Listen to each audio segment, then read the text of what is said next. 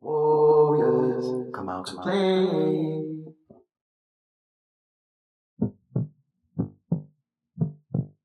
In understanding that my sense of self comes from my sense of community, I can agree that my community is self. I can agree that I must contribute to the world around me, and to do so need the strength of a warrior. What makes a warrior? A warrior is one who can look within, have insight, find solace, strength, and purity of being, and apply this to everyday life. A warrior has the tools to write his own story and the power to care for his community as a family. We all have this power. It is whether we know we do. And with this said, now I think it's time to ring the alarm.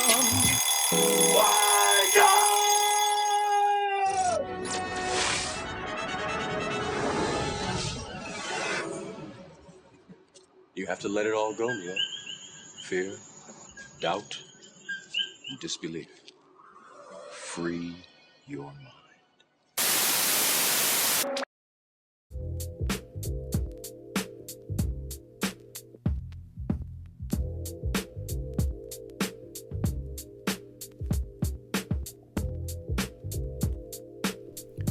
Truly understanding how deeply we can love allows us to see the true potential in ourselves. Love with no conditions, with no limits, as we were created to be. Our depth is as infinite as the skies that surround us, just as our potential is, limitless, free. It is time to enact our potential.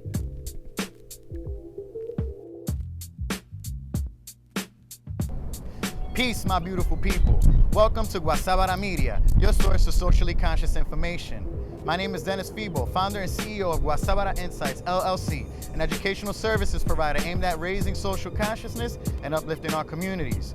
You've reached our Social Consciousness Education Series, Episode 6, entitled, What is Your Potential? Potential could be defined as the potency or strength or resolve behind you accomplishing what it is that you came to accomplish here on earth in this physical life. Potential could be expressed as physical, mental, or spiritual. Our bodies have a physical potential to them. We actually can accomplish many feats, and throughout history, and throughout mankind's history, mankind has accomplished many physical feats, but every single one of us has the ability to push our bodies to limits that we didn't conceive possible. What is the potential of your body? Our minds also have potentials, and depending on how much peace or how much ease our minds are at, we can also accomplish in absorbing a lot of information, attaining many different types of intelligences. Our minds are infinite. We can do as much as we can, absorb as much as we can with our minds. So how much potential does your mind have? And then our spirit's potential could be expressed as us actually accomplishing what our hearts want us to accomplish. Every single one of us has this. You can ask any child, what do you want to be when you grow up? And they'll all have an answer for you, because we all feel like we are here to do something. We all have a personality. We all have our knacks. We're good at specific things. So we're kind of came here prepared to do something. If we're on our paths in accomplishing that, then we're living into our spiritual potentials. Now, our bodies need nurturing, our minds need nurturing, and our spirits need nurturing. It's a daily practice, day by day. Depending on how much nurturing equals how much potential you're living into. And what's funny is that nurturing is a habit. It's a habit that's ingrained in us from when we're small children. It just so happens that people who happen to have been nurtured when they're children happen to be more successful. And there's an actual physiological or scientific process behind that. There's an actual area of the brain that's called the prefrontal cortex. This area of the brain serves as a director of an orchestra, whereas our three brains are functioning independently and together. Certain situations make us resolve to using a specific area of the brain. For many of us, by default, we go into our reptilian or fight or flight brain.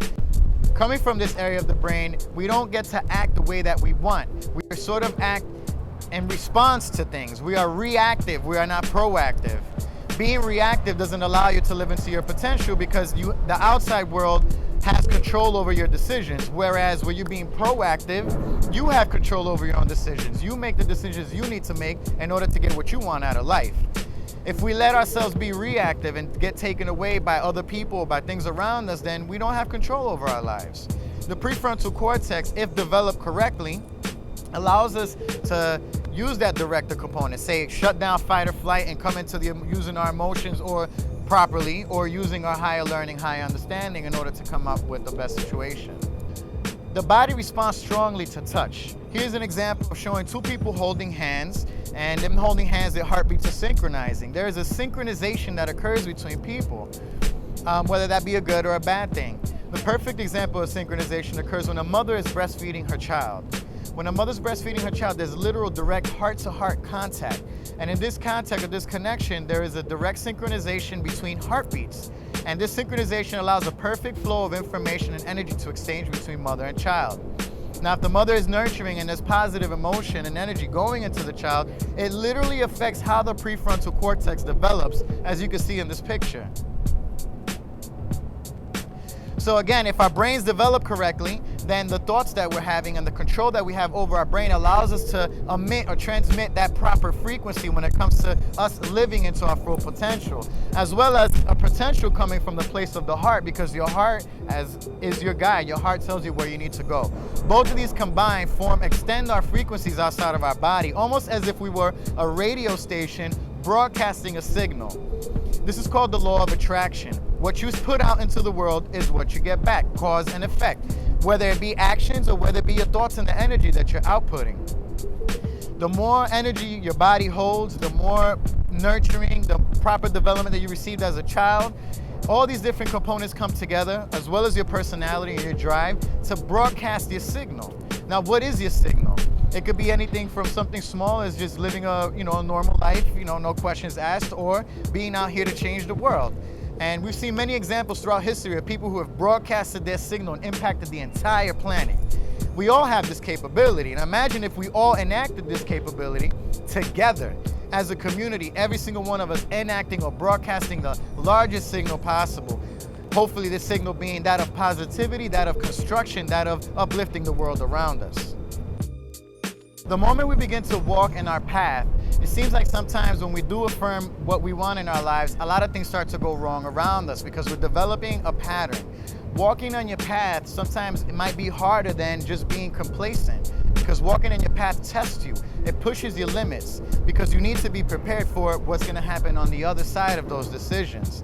If you are prepared, then you're willing to go through whatever test or whatever life throws at you in order to get to the other side of what it is that you want to accomplish. So in doing so, there's sort of things that happen around you that let you know you're on your path, and we call this synchronicity. When you pay attention to things, sometimes when we are on our path, things just happen to just fall into place for no reason or another. Or we seem to find ourselves in moments of despair, and in the middle of the moment of despair, something like a miracle happens that kind of shows you that you're on the right path. You were going towards where it is that you need to go to in order to live into your potential. Now, depending on how long we live, we might have a bunch of different missions in life. Potential is temporal, the same way life is. We go through time. We accomplish something, then we move on to the next thing and move on to the next thing. As long as we're walking through our past and we're letting our hearts guide us to where we need to go, we'll accomplish anything that we need to accomplish, whether we think we have the tools to or not. If we're not prepared, the universe will throw something our way to prepare us, to get us there. We just have to be open and accepting to the things that life throws at us. This is called having an attitude of gratitude. I throw a challenge at you. When you feel like you're in despair or something is going really wrong in your life, in that moment, be grateful. That's one of the hardest things to do. What do you mean, like, be grateful for something bad happening? Bad things prepare you. What you think might be bad or perceived to be bad. Things that are awful prepare you to make you stronger, because you need to be prepared for something else that's going to come along your way. The universe is going to test you. It's going to put you through situations in order to gain strength. You need that strength. Again, potential is potency, is strength. The strength that you need in order to go through something to accomplish what it is that you came to accomplish.